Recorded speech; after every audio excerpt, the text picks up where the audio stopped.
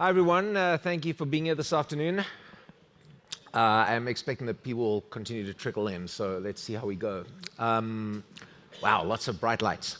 For those of you who don't know me, my name is Dave Marcus. I am the VP for Strategic Technology Partnerships and Digital Process Automation Strategy at UiPath in our product organization. For the purposes of this Bizagi event, essentially, I'm the primary technology coordination group at UiPath working with Bizagi. And so all of the work that we've been doing together related to integrated connectors between the two technologies has been done out of my team over the last couple of months or so. A little bit of history about me. Before being at UiPath, I was at K2 for 10 years.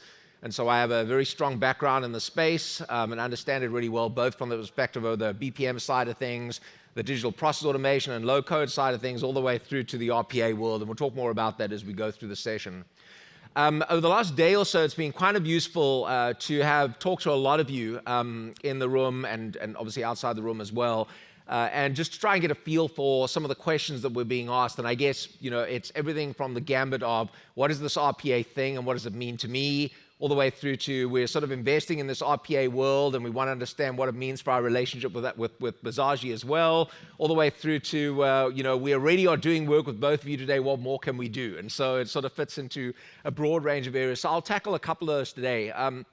This session is also designed to complement the one that was run by the Bizagi team yesterday on RPA. And so I'm not planning to redo a demo that you would have seen yesterday. For those of you who haven't had a chance to see that, I encourage you to take a good look at it. Bizagi actually has a set of recorded content that's available online as well that covers a lot of what they went through yesterday, in addition to the actual content conference information itself. So let's get going. So for those of you who don't know me, and this is the only slide I have that really talks about UiPath per se, we are the leading organization in the RPA space worldwide today. The space, as you probably have heard, is growing like crazy. So it is a completely insane world out there for RPA compared to almost any other technology from a growth perspective. It says here 1,700 enterprise customers. Just to kind of give you a feel for the growth, we had about 400 customers a year ago. And we expect to get to about 2,500 customers by the end of this year and probably 3,500 to 4,000 customers through next year. And so it just really is a crazy world in terms of the growth of the space in general. 1,300 employees. This number is actually a bit out of date. It's about 1,500 now. We seem to be adding about 10 to 15 employees a week at the moment, the way things go. And that's really to support this massive growth out there. We're finding a lot of customers want to invest and don't just want to invest at a departmental level, but want to invest more broadly. And when they want to invest more broadly, just like you're engaging with Bizagi, they also expect that we're putting skin in the game to engage with you around the world. And large investments into this particular space. I think one of the other things that's incredibly important here is that this partnership we have with Bizagi is not a lip service partnership. I come out of the alliances world, and for years I've been involved with, we partner with X and we'll do a little bit of marketing with them. That's not what this is about. We put this partnership in place because we believe that there's an incredibly strong synergy between the world of enterprise RPA and the world of traditional, I want to use the word traditional, business process or digital process automation, and bringing those two things together. And we'll talk more about that as we go through the session today. And I continue to believe that more. In fact, I probably believe it more strongly today than I did yesterday, based upon many of the discussions I've had the opportunity to have with many of you related to either the activities that you're currently doing or things that you're thinking of doing. And so I think in general, the session fits quite well. So for those of you, this terminology means lots of different things to lots of different people. In a nutshell, it basically is a category that was established about 3 or so years ago, even though the technology's been around for quite some time. And it's essentially this idea of computer software that is designed to mimic or automate a set of repetitive, typically rules and procedural tasks that are typically performed by humans on a computer. And so imagine a simple scenario. Every single day, you are chartered to go to 2 or 3 different applications, collect data from those applications, put them into Microsoft Excel, create a nice fancy pivot chart with it, and export the thing to a PDF report. That's a relatively low value activity, but it's one that happens at scale. And there are millions and millions of these examples. That can take you hours to do, and hours every single day of the same repetitive thing. That's not your day job. That's kind of like the thing you just have to do in order to do your day job. And so there are many of those kinds of things out there that this technology lends itself to doing incredibly well. Now, there are also many high-value activities that this technology lends itself to as well, and I'll talk more about those as we go through this process, especially where we start aligning with the investment with Bizagi as well. It's all about, doing things where the software understands how to open email, log into applications, copy and paste data, move information around. And for those of you who haven't had a chance to see this, it's easier to see it than to necessarily just have me talk about it. And I certainly encourage you to go and visit our guys on the stand outside who can actually show you what this looks like in real life, for either something simple or fairly complex. And I definitely encourage you to get your hands around it as well. And we'll talk more about that in a minute or two. So that's kind of ideally what it's about. It's not just about what I'm going to call clicks on apps in an automated way. We also have a very deep set of integration from an API perspective, like you would expect for anyone in the enterprise space, and that's in fact the way that our integration happens with Bizagi. We are not clicking on a Bizagi form. We see lots of other RPA players who claim they have integration with BPM players, and basically the way they do it is you have a form that starts a process, and those guys just start doing clicks on apps on the form. That's a terrible way of solving this problem. But we see lots of companies out there doing it today. That's not a great solution. And so we've taken an approach that integrates at a very deep level in such a way that you can leverage it at scale, which we think is important for this type of capability. So the benefits cover a range of different areas. Some people think about it, at the end of the day, its goal is all about increasing capacity. That's what RPA's goal is. It's about making it such that the things your people do are able to be done more efficiently and effectively with the same number of people so that you can increase capacity within your organization. That's the ultimate goal. When you drill down a little further, that capacity means a number of things. It means for some people about increasing better accuracy. If I'm cutting and pasting content and information between multiple applications as a call center operator, as an example, talking to customers, that's a really good opportunity for me to make mistakes. And making mistakes can be an incredibly costly exercise, both from the perspective of the experience from the customer, but more importantly from the perspective of governance and compliance for an organization as well.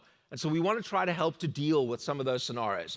I talked about the notion of increasing speed and productivity by having these software robots essentially act on behalf of the user and do things that support the user in a much more effective, quicker way than a user can do it. Providing better insight. One of the great things about these robots is they don't go on vacation. They operate 24 hours a day. They do the things you want them to do rather than what they want to do. And in addition to that, they do it with a high level of credibility and skill, and more importantly, a standardized approach. And that's kind of what you're looking for out of this robotic world. And we'll talk more about where this is going moving forward. But that's kind of a lot. And so what that means is that this also gives you a really great way of being able to generate insight. Process mining is becoming a really interesting space these days, but it's been the domain largely of getting out there and taking a good look at how logs on systems actually work and how you can pick up that data to now you can start using this technology to use logs on things that users typically do and start creating a much more interesting experience for the way you actually get benefit out of things like process mining technology. And I just use that as one typical example around insights, because insights are only all about being able to go and say, do I know what's going on so I can make it better? That's the goal. It's, we don't just do insights because it's cool to have a report.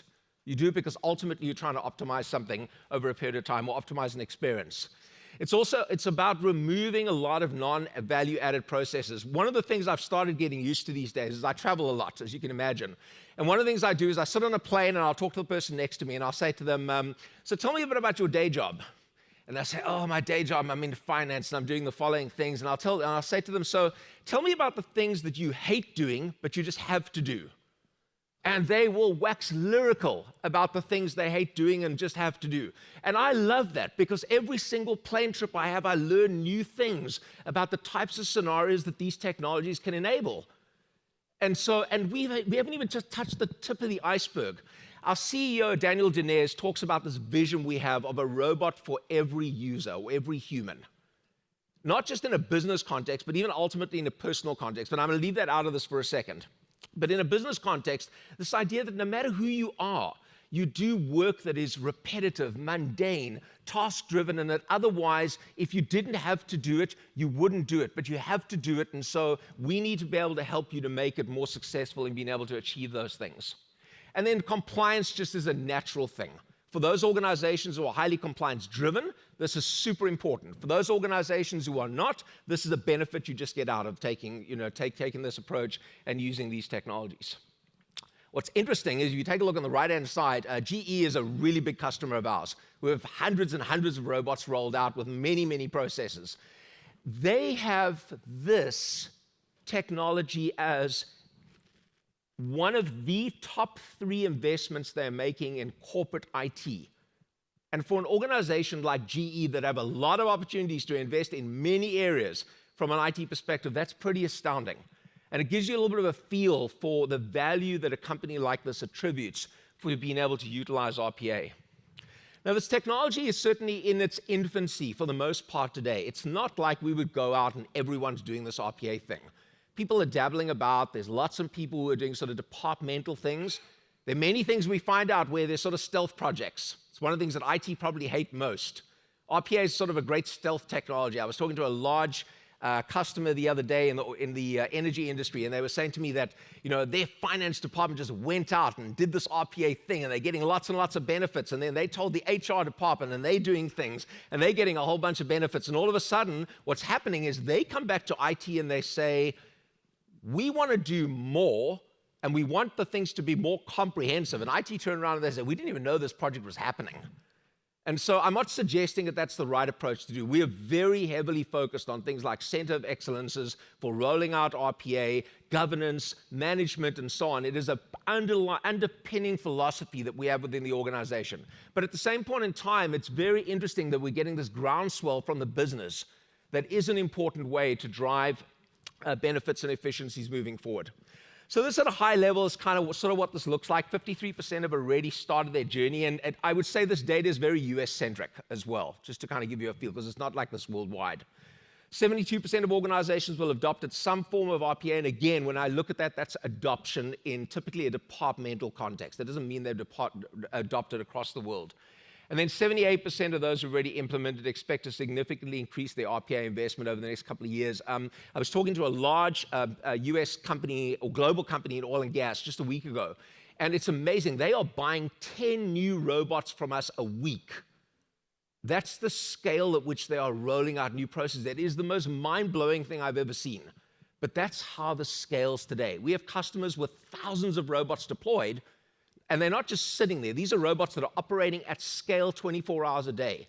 And we'll talk more about a couple of those examples in a minute. I used a Forrester slide over here. People often say, well, where do we start? This is the most common question we get from a customer. Where do you start? We like to think about starting this in a couple of ways. You can either sort of take a fairly analytical approach to this and go and look at it and go and say, there's this ROI land grab on the left top side in areas like finance, for transactions, for things like managing collections, for accounts payable, for a range of these particular areas. There are areas where there's sort of bonuses that you can get out of them, self-service automation. We're finding massive opportunity in contact center for customer-centric augmentation for service people in contact centers. There are areas where you just tread carefully. When I say tread carefully from an RPA point of view, the greatest thing about this is when you put Bizagi and us together, then this entire spectrum becomes your opportunity. And that's the goal, to be able to go and say, we think that there's a combination of RPA-based task-centric processes and long-running processing that you can put together in a very holistic way to achieve a common end goal of making the organization more successful, improving customer effectiveness, improving the ability for the organization to generate more revenue, more profit, and everything else that goes along with it as well. And by doing that in a well-integrated, well-orchestrated way. And that's exactly what we've done with the technologies today.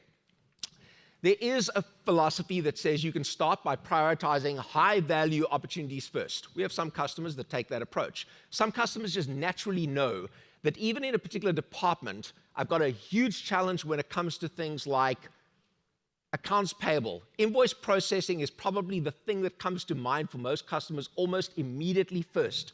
And it's fascinating to me that in the years that I've been involved with AP-based processes, you would have thought that this would have been a problem that would have been solved many, many years ago, but it hasn't. Today, invoices are just flooding into companies at a rate that is unprecedented. People don't have an ability of throwing people at that problem at the level of scale that's out there. They need a way of being able to understand how to classify information, extract information, interact with the actual business process that's processing the end-to-end thing, and do that in a way that makes sense end-to-end. And so we're seeing lots and lots of interesting adoption. But there's also this concept of the long tail. That scenario I spoke to you about earlier around the person that every single day needs to create reports. There are thousands and thousands of those activities.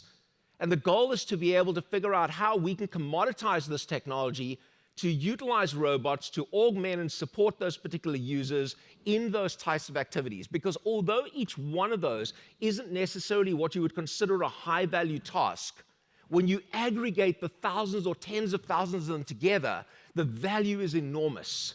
And that's really the goal that we're trying to achieve with this technology. These are just an example of customers. People often ask us, so where's the sweet spot for customers? I'll tell you right now that we used to say 2 or 3 years ago that there was a sweet spot in financial services, and there was a sweet spot in certain parts of government, and there was a sweet spot in certain parts of healthcare. That no longer is the case for us today. The sweet spot is everywhere. Everyone has both horizontal process needs as well as vertical process needs that they have a problem with in the space, and so we're just seeing this everywhere. CVS Pharmacy is an interesting customer of ours. They've chosen to roll out 25,000 robots that are front office robots and 5,000 back office robots that run their back office operations. That's an interesting scale deployment, and that's one company. And they know what they want to do. This is not just like they've made a decision that says at some point in time we'll keep these robots busy. They know exactly what they want those robots to be busy with right now today. And it's fascinating to see just what this is like. Now, I'm not suggesting that you start your journey with thousands of robots. We'll talk more about that in a minute or two. This is a journey that you start like any other journey. It's a crawl, walk, run approach with what you can do with the technology and how it plays out. And we spend a lot of time with customers walking through that. I wanted to talk just very briefly about 2 or 3 sort of case studies, just to kind of give you a feel for what typically happens here, because customers measure success and they deploy the technology in different ways. I'll use GE as an example. In their particular case, they use it across, it started in finance, expanded to HR, it's expanded heavily into their supply chain world. It's now being used heavily by IT, particularly for things like provisioning, management, these kinds of IT activities that are also incredibly painful and mundane to do today, and then they've expanded into legal. And so that just gives you a little bit of a feel. This slide is about 6 months old. They have about 250-ish robots deployed today across the organization. And again, the slide is a little old in terms of the analyzed direct benefits that they're getting.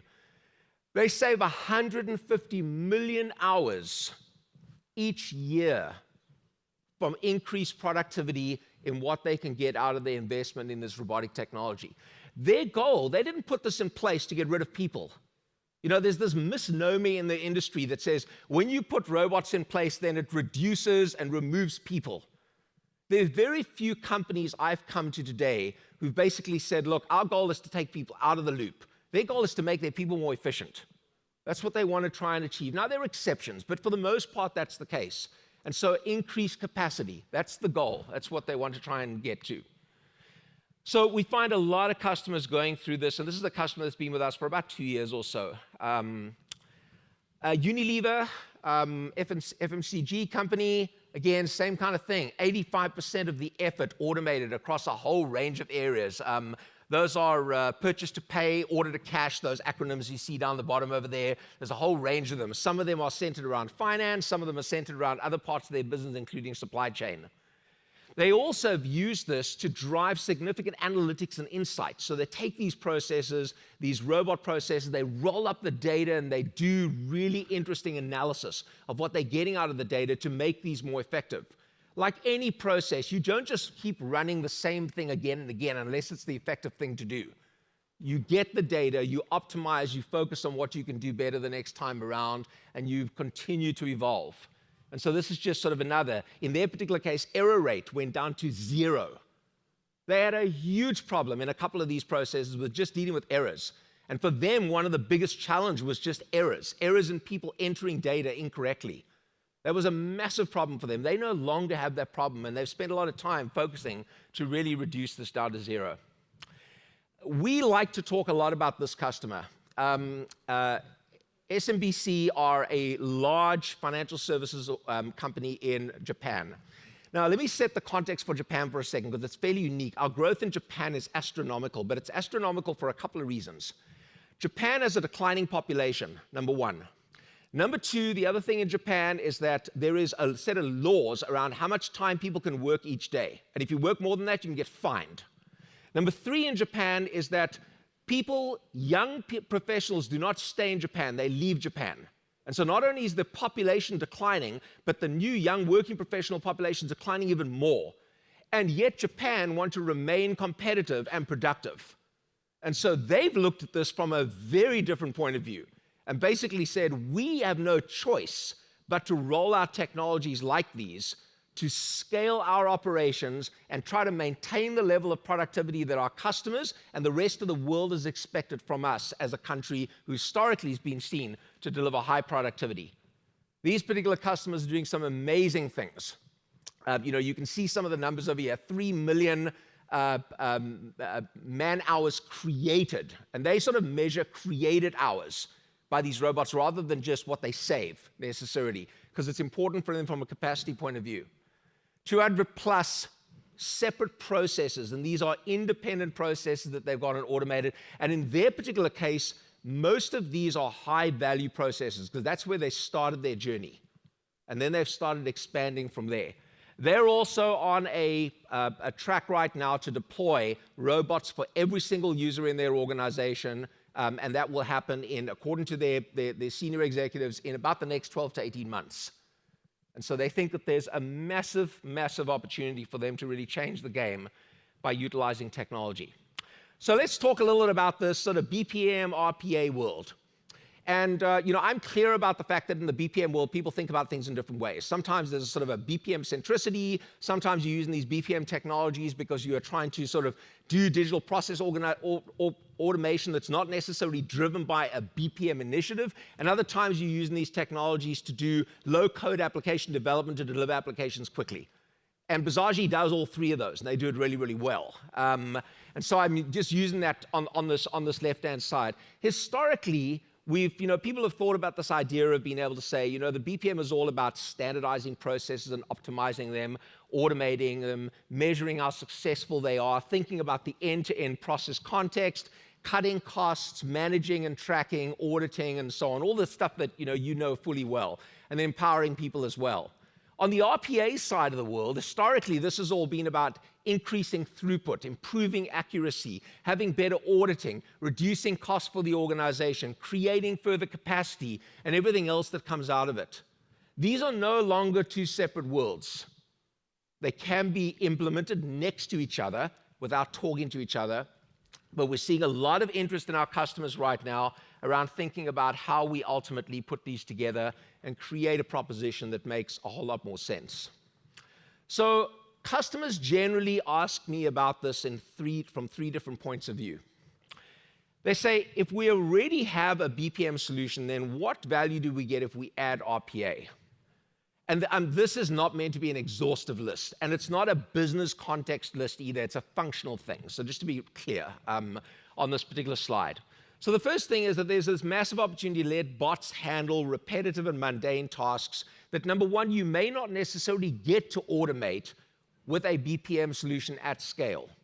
There's also the idea of being able to say that we think that many of these RPA-based tasks are ones that we can orchestrate together in a broader process context using these BPM technologies. And then a very typical thing that often happens first within a company, especially if it's driven by IT, is that the RPA initiative for a BPA customer is, I need to integrate with applications that don't have APIs, or where the customer will not allow me to use an API. And I say that last one because it's interesting. I always thought about the fact that when commodity APIs are available, then surely isn't that the way that you're just going to integrate with stuff? And then I sat down talking to a couple of customers that we have in Germany about the implementations of SAP. And they basically said, we will not allow anyone to integrate with any part of SAP utilizing our APIs. You will only be able to orchestrate via the UI. And that's a law. And then I discovered that that's very common within SAP customers today. Now, I'm not saying it's right, but it's common. And so what ends up happening here is that these customers start looking at RPA as a connector technology to get to these applications. I've got the robot. It knows how to take in data from Bizagi. It knows how to go and orchestrate that interaction with something like SAP. It returns a set of data and it pushes it back to the Bizagi process, and you treat it like a connector. And we do that really well today, and the Bizagi UiPath integration is designed to make sure that we can support those types of scenarios. You already have RPA. Now, if you come from an RPA world, your lens is different. You are not thinking about end-to-end process automation and optimization. It's just not the way you think about life. You think about life as, I got a million mundane tasks and things that I just need to make better. I'm saying it just tongue-in-cheek. It's not always that way, but a lot of the time, that's the way people think about things. And so in their world, they think about this as being able to say, how do I think about things like handling robotic exceptions? If I am utilizing a robot to process invoices, and I discover that 85% of my invoices I'm categorizing and processing perfectly in the handoff, but there's 15% of them for whatever reason that the robot's not doing a good job of, and I'm getting less than 85% confidence on the data extraction. What do? Well, the one thing I need to do is I need to hand off to a human. And the best way to hand off to a human is that human process that I'm handing off to often is more than just a task. It is a task that is interacting with some other system, that's validating that content against that, that's performing some type of logic against that functionality and that data, and then allowing the human to make that particular change where it's necessary to make a change, and then to push that back into the robot process to continue doing what it does right. That's a very, very common scenario today, not just in finance, but everywhere. Robots do things well, but they don't do things perfectly. And over time, they do. And we'll talk more about the learning, reasoning robot in a couple of minutes. When you put these two things, and then the other thing about this as well is, as I mentioned earlier, there are a lot of customers who start looking at things and saying, I need a way of being able to actually take these robotic processes that I've created and bring them all together into something broader. And I need a way to do that. And again, something like Bizagi does an incredibly good job at making that possible and allowing you to be able to do it with a minimal amount of effort. And then the power is when they come together.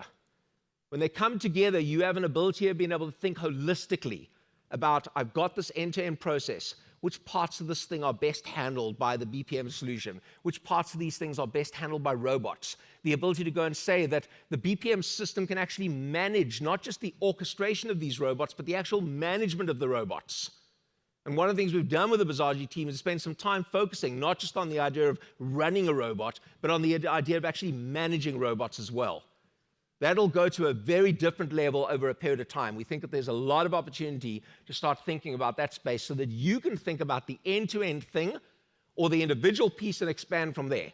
And you don't have to worry about doing it one way or another, and you can get the best of both worlds in a holistic, integrated way. So people often say to us, so where is this space going? Because you can't just stay being a company that does clicks on apps and this kind of screen scraping sort of thing.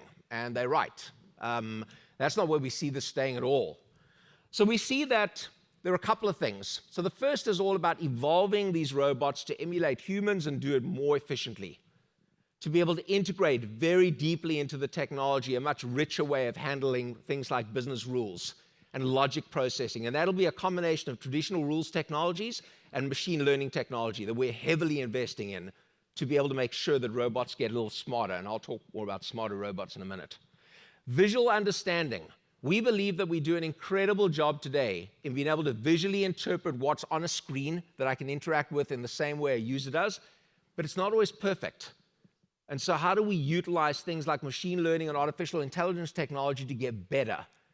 And we're using deep learning capabilities to be able to make sure that we can really do this at scale, to be able to emulate humans in an even more efficient way regarding essentially the tasking that they do. I talked about document understanding. We're spending a lot of time working in that area across a range of industries. Historically, the capture and OCR companies will all tell you that document classification and extraction is a single thing independently of the kind of document you have. Well, that's complete rubbish. The reality at the end of the day is that every one of you have got everything from completely unstructured documents, aka a contract, to a more structured document, aka an invoice, to a much more formalized structured document, aka a form, as an example. In the insurance industry, it might be an example of that. And each one of those things is a document type, and each one of those things has context. And understanding how to be able to interpret that context, work with it, and manipulate the data related to that context is absolutely critical. And so we have massive investments in that space, either directly within our own environment or with a set of partnerships that we've put in place. Conversational understanding is this idea that says robots today are ones that humans interact with in two ways. In an assisted world, where the robot is right next to you, you interact with the robot typically by a button on your desktop or a button on an application. In an unassisted world, you interact with the robot because it's scheduled to do something, or alternatively because some third-party application like Bizagi is telling it to do something. But we see this whole scenario where robots in time will be interacted with through other mechanisms like chatbot technologies. And so we're heavily investing in new interaction vehicles to these robots that go beyond what's ultimately there today. And then augmenting what humans do, and so predictive analytics, making robots smarter and making it possible for these robots to reason. I've talked a lot about a number of these things. AI is a massive investment for us. It's the place where we see taking these technologies to. In addition to that, all these other things are ones that we continue to invest in, and I won't spend time going through this because we've talked about a number of these items already and because I'm running short on time. So I just want to talk just briefly for 1 minute about the journey. So the journey is all about this idea of saying, where do you start? And you have to have a way of being able to know how to take a small number of robots, focus them on a small number of activities, and do a small number of things well. You also, at the same point in time, need to understand what the impact of this environment is when it grows. I talked to a customer earlier today that basically said to me, they've deployed a small number of robots, but they don't have a controller for those robots. That's a nightmare situation. And so you have to have a philosophy that says when you're deploying 5 robots, it's just as important to think about the context of managing 5 as it is managing 5,000. And the technology needs to be there to support that for you. It's really important. It's also important to kind of keep in mind that as you grow to a much higher level, then it means that you are changing your entire mindset.